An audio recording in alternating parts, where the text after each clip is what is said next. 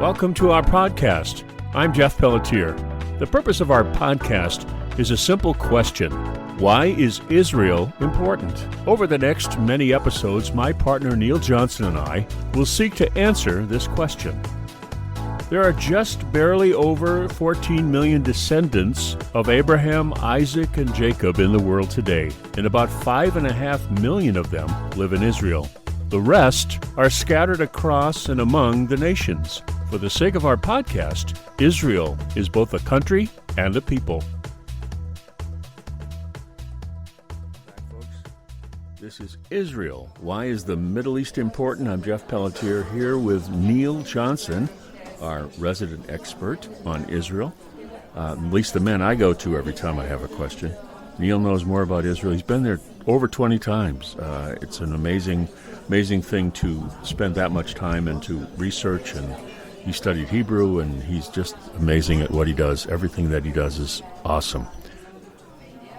So in our last episode, we talked about the New World Order.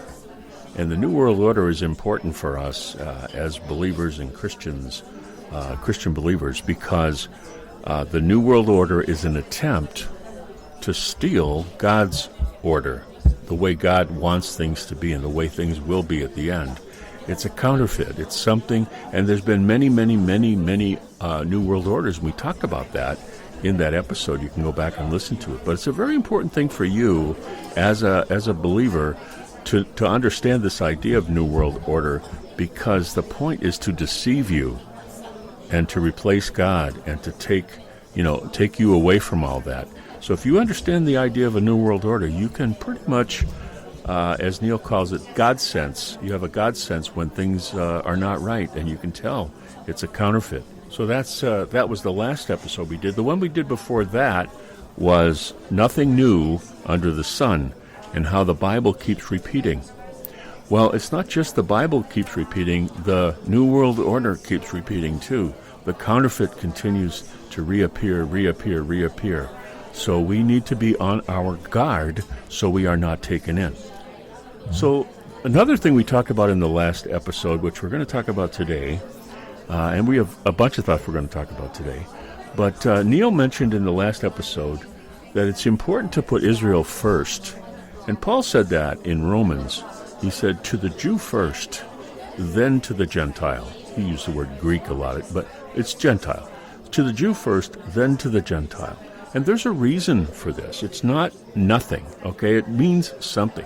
So let me read to you Psalm 122, and then I'm going to ask Neil to jump in here and talk about the Jew first, or Israel and Jerusalem, and why it's all important to have this as your foundation, okay? So this is a song of ascent.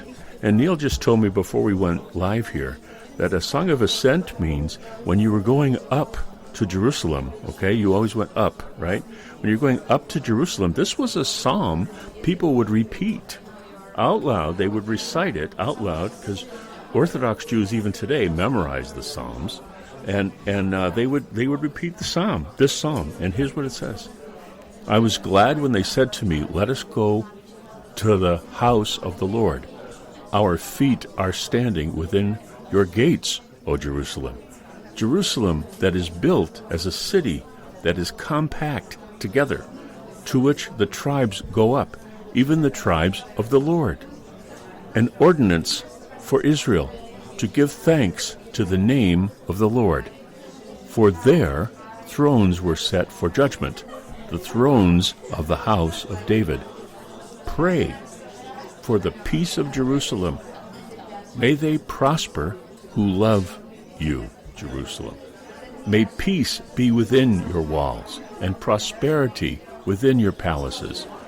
For the sake of my brothers and my friends, I will now say, may peace be within you. For the sake of the house of the Lord our God, I will seek your good. So, Neil, a powerful psalm. Right. Powerful psalm. But it illustrates or validates the idea that Paul was making, right? Exactly. Jerusalem. Right. Israel. So praying for the peace of Jerusalem before you pray for the other stuff. Right. Right? Exactly. To the Jew first. Right, exactly. Yeah. So, one of the things that is important in this Psalm 122, is that it is an imperative text, Jeff. You will pray. You will pray for the peace of Jerusalem. It is not like a good idea or a suggestion. It is the imperative. You will pray for the peace of Jerusalem. Now, what's interesting is if you go back from that verse 6, Sha'alu Shalom Yerushalayim, you will pray for the peace of Jerusalem.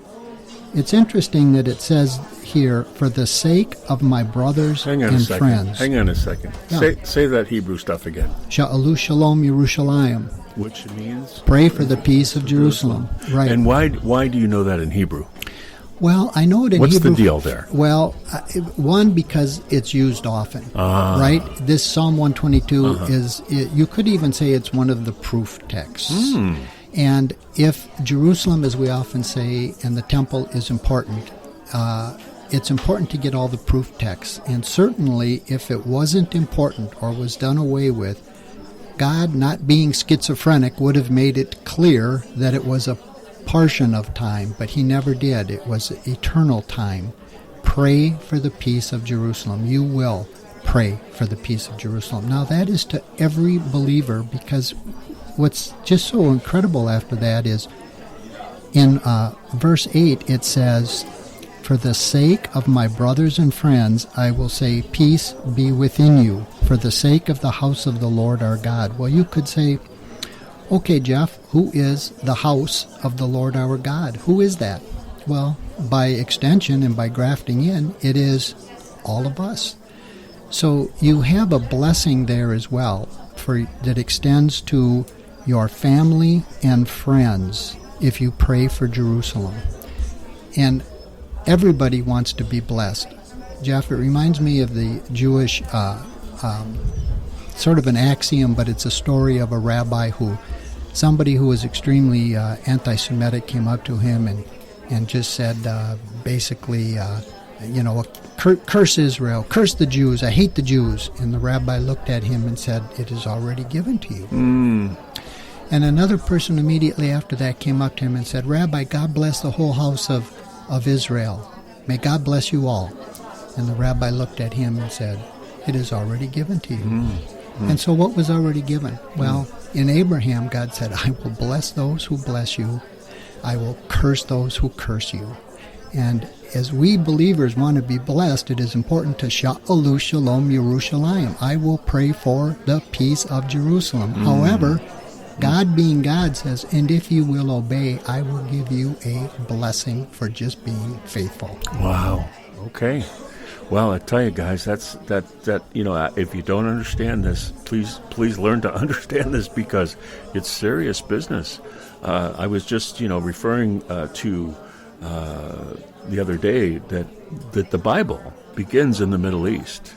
The Tigris and the Euphrates River, that's where the garden was, right? And the Bible ends in the Middle East, in Revelation. It ends. A new Jerusalem comes down, and the Holy of Holies, to the same Holy of Holies spot in the temple that exists now. It's actually the Temple Mount, but the same Holy of Holies spot. It comes right to that very, very, very place. So there's nothing new under the sun, right? And it keeps repeating.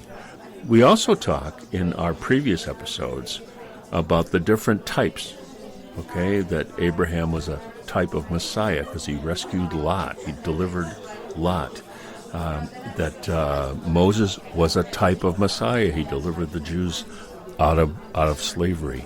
There's so many different types and so forth. And Neil pointed one out to me the other day in Acts 12 that just blew me away. You think you know something, and then all of a sudden you realize you don't know. and Neil, in Acts 12, it says, on an appointed day, Herod, this is Herod Agrippa, the first, having put on his royal apparel, took his seat on the rostrum, and began delivering an address to the people. The people kept crying out, the voice of a God and not of a man, the voice of a God and not of a man. And immediately an angel of the Lord struck him because he did not give God the glory, and he was eaten by worms and died. Now, that wasn't a quick death. That was probably a slow, painful death. Correct. Yeah.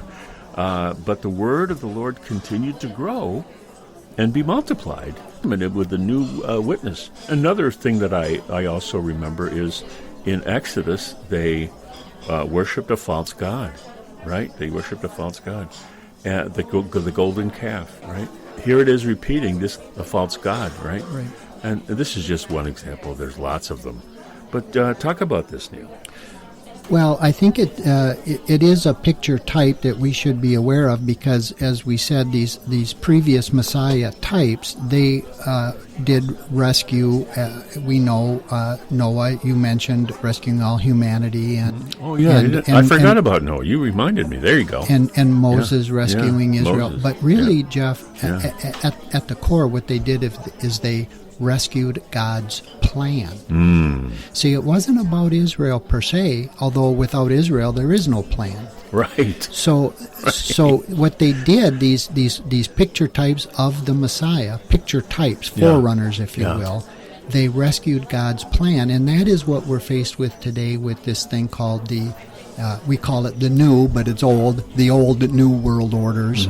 These gods, again, are reappearing in different names, different shapes, different concepts, but they're the same old, same old. So what we have here with this verse that you read in Acts is Agrippa the First, these Herods, and this picture type. You can read Acts 12 and think they digressed for a minute and then they got back to business. They didn't digress at all. They're giving you a picture here.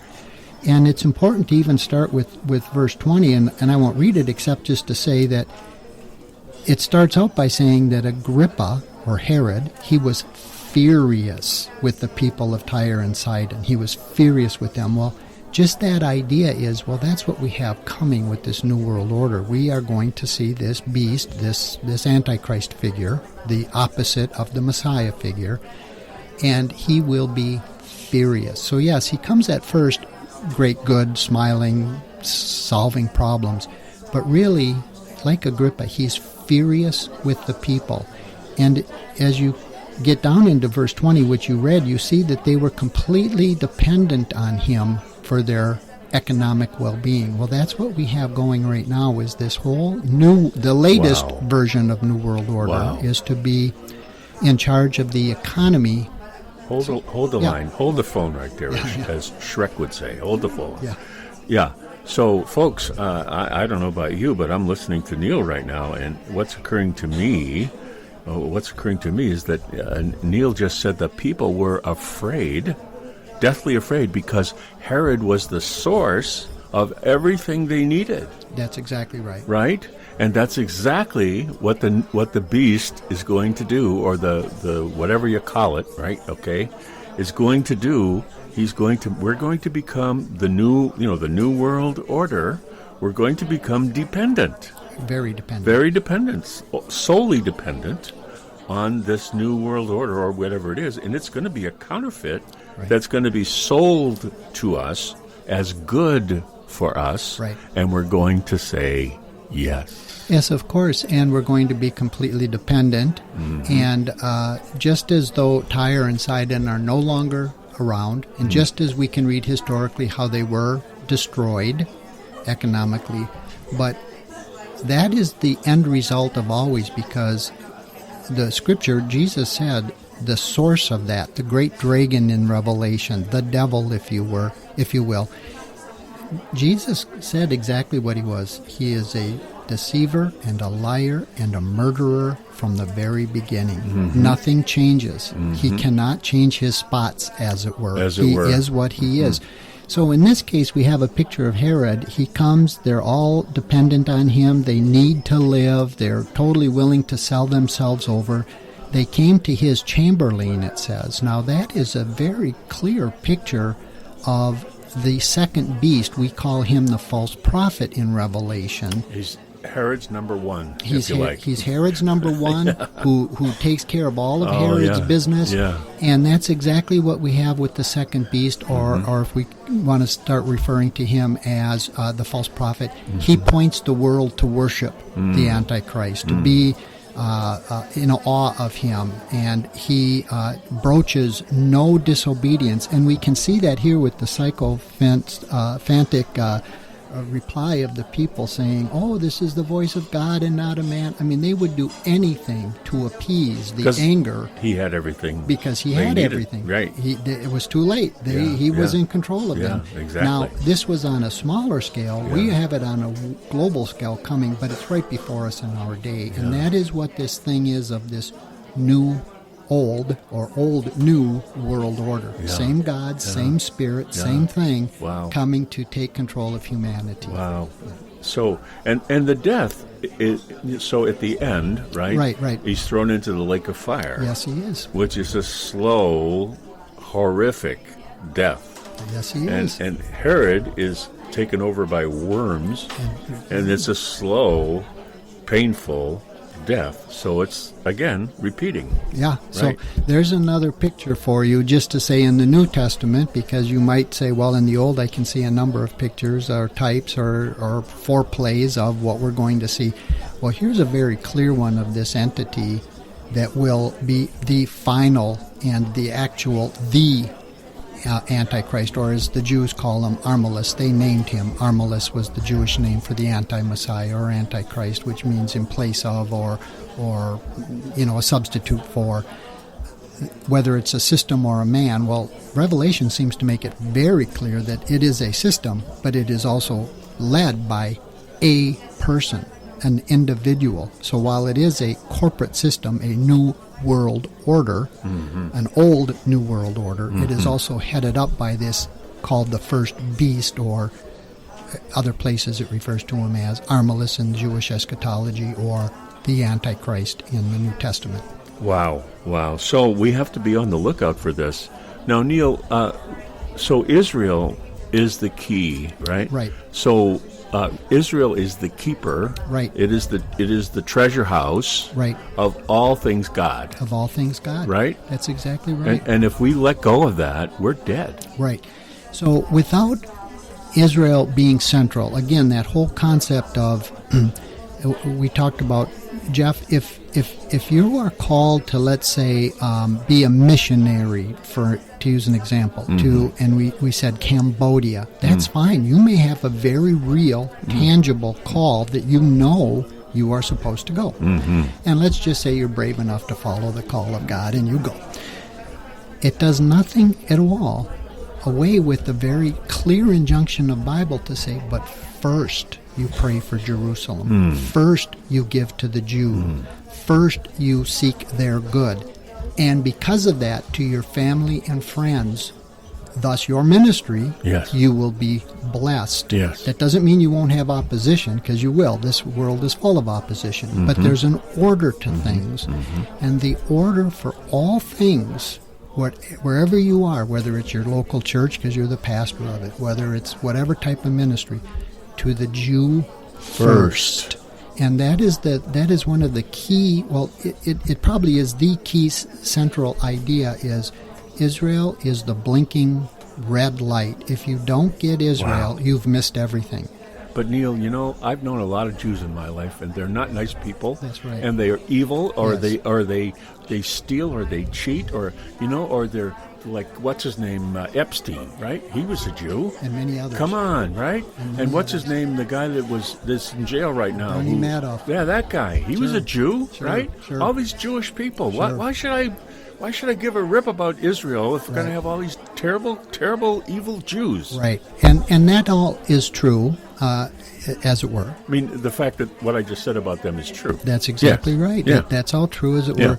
It's got nothing to do with people who are called out from this present evil system to continue to pray for and about God's plan of redemption, Yeah. which is centrally linked with Israel. Without Israel, without Jerusalem, the holy city, without the Temple Mount, none of God's plans can come to fruition. Therefore, that is why when you get the idea that Israel is central, the Jews are central, whatever state they're in. Whatever state they're in. That's not condition, whatever condition, however they think, however they live, it doesn't matter. above my pay grade. Yeah, that's right. That's right. What I have to do is say, I can be angry about it, I cannot like it, but wait, God, you told me to pray for you commanded, you imperatively told me, Sha'alu Shalom Yerushalayim, you will pray for. And Jeff, the key there is, and if we just obey and do it, God promises a blessing, whatever that is. You don't want to get hung up in, get $100-fold dollars for every dollar. No, that's a perversion again. But a blessing to your family and friends if you just get in line with God saying, we must bring the Jews back into the kingdom. So I have my share of attacks, right? Because I'm with you on a podcast about Israel, right? So I get stuff, and it's not announced. It's just like stuff that happens to me that's designed to bring me down. It's designed to make it hard for me. And I think, well, I'm a Christian, right?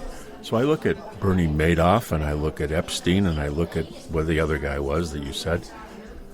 All the more for them to be attacked. All the more. Because if Israel is the center, right? If Israel's the key, the enemy, Satan, the adversary, is going after the Jews like nobody's business. Yeah. He wants them. And how many Jews have fallen away from their faith? How many Jews have become secular? And the fact of the matter is that they're genetically a tribe. It's genetic. It's DNA, right? So they can be brought back. God knows who they are and who they are not. And we are grafted in, right, to that olive tree. As Christians, we're grafted in. We have an interest in Jerusalem and in Israel being okay, being safe, being healthy, whether we like them or not. Right? It's even for our best interest, right? Because it says if we pray for Jerusalem, we are blessed, right? Right. We are blessed. So if you want to be selfish, Yeah. but do it. Do it. Pray for Jerusalem. I mean, you can ask yourself right there in the Psalm, it says, for the sake of the house of the Lord. Well, who is the house of the Lord? Or who is part of the house of the Lord? And to your point, Jeff, I've known some terrible Jews. Okay, we've never known any terrible, like we've said Christians? before. Christians, Germans, Frenchmen, Irish. No, they're all saints? Come on. But that's not the point. The point is we have a redemption that comes to all of Israel.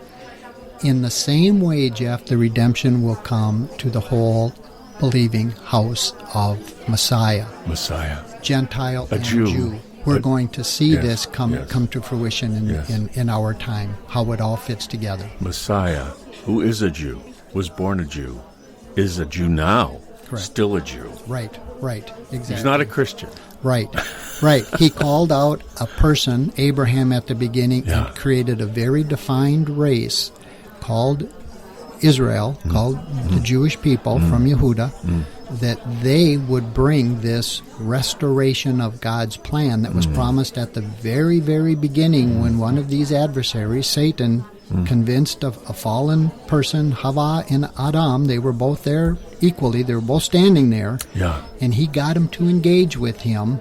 And once the demonic realm gets you to engage with them, they have won. And that's called, Jeff, the battle for your mind. And today we are living, whether we're sleeping or whatever, we're all being oppressed by this idea of something's not right in the atmosphere, as it were. And if you're sensing that, you are 100% correct. It's not right, because this new world order that's very old, and there's been very many types, is about to express itself, manifest itself in all of these myriad of ways, all of which the New Covenant, the Old and New Covenant, has warned us and told us what would be some of the indicia of those days, and we see it front and foremost and talked about blatantly and openly in our day.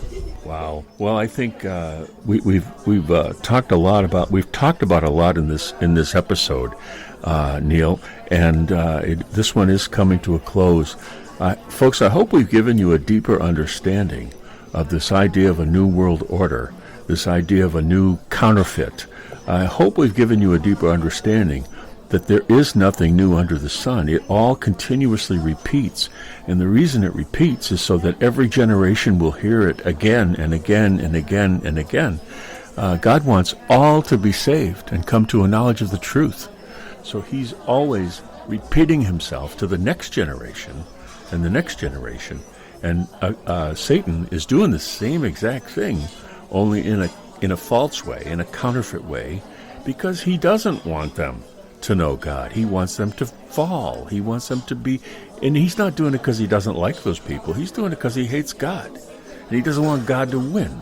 He thinks God chose Jesus instead of him. He's all mad, but he's way more than just mad. But anyway, this episode, Neil, is there a final thing you want to say to us about this idea of Israel and Jerusalem? Well, there is, and we know where it ends because we do have promises. It's just getting there is going to be all of the hell that we talked about, and Jesus warned us of that hell. He told us in Disha of the hell. You will see these things. Yes. These things will be in front of you. Yes. Why did he tell us that? To scare us? No, because he was asked. He was asked on Olivet by his disciples, and John must have asked because John had a revelation.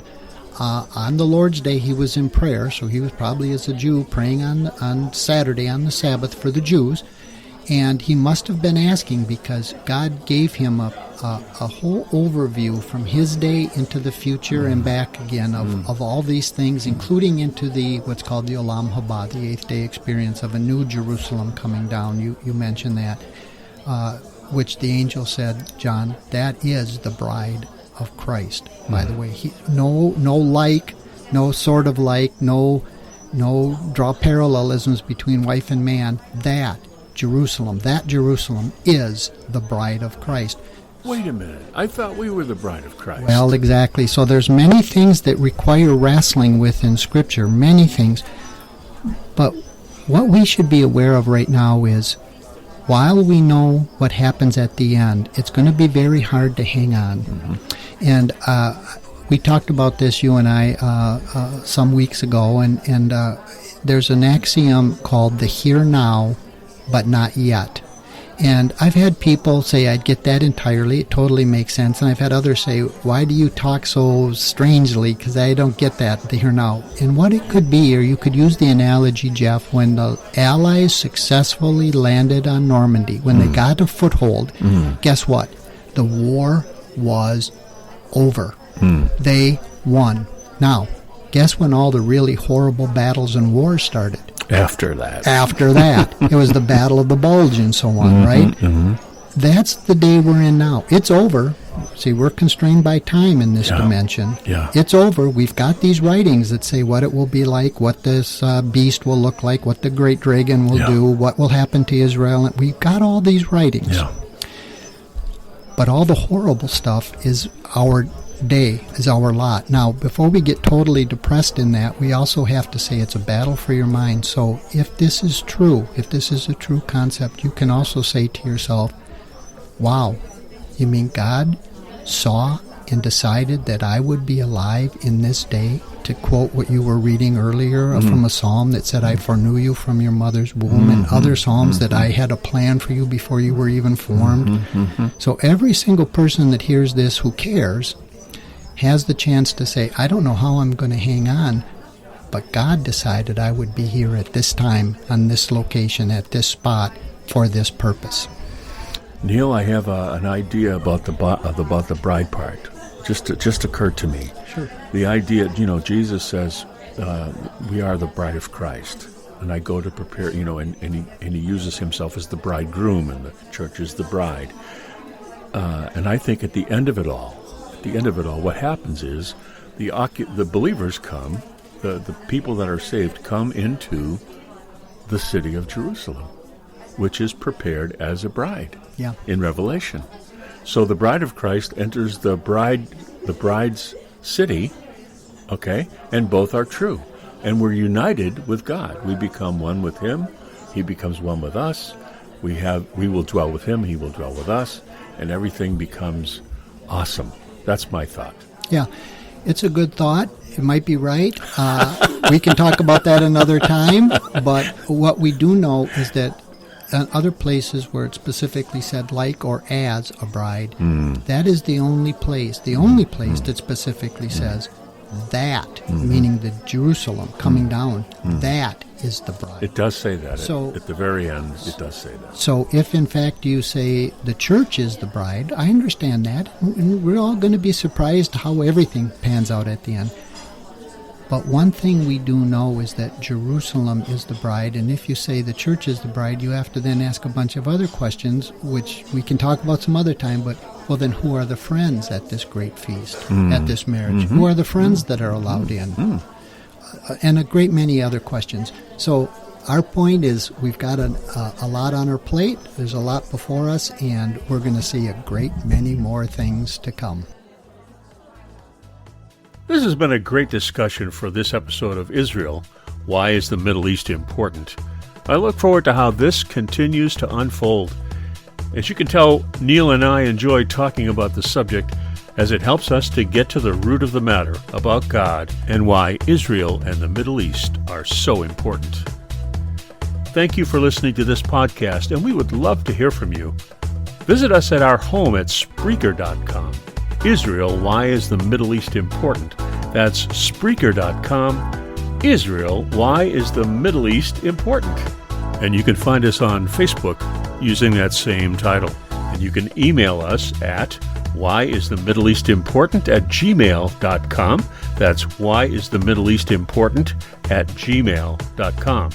Love to hear from you. If you like what you hear, please invite your friends to the conversation. One thing Neil and I always say to each other is, I don't know.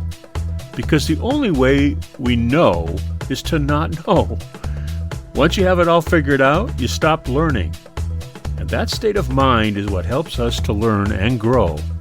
We invite you into that journey with us. From Neil Johnson and me, Jeff Pelletier, shalom, and see you next time.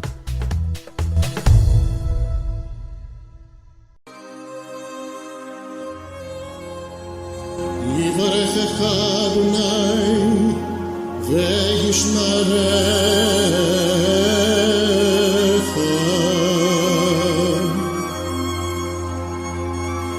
יאר אדוני פניו אליך ויחונך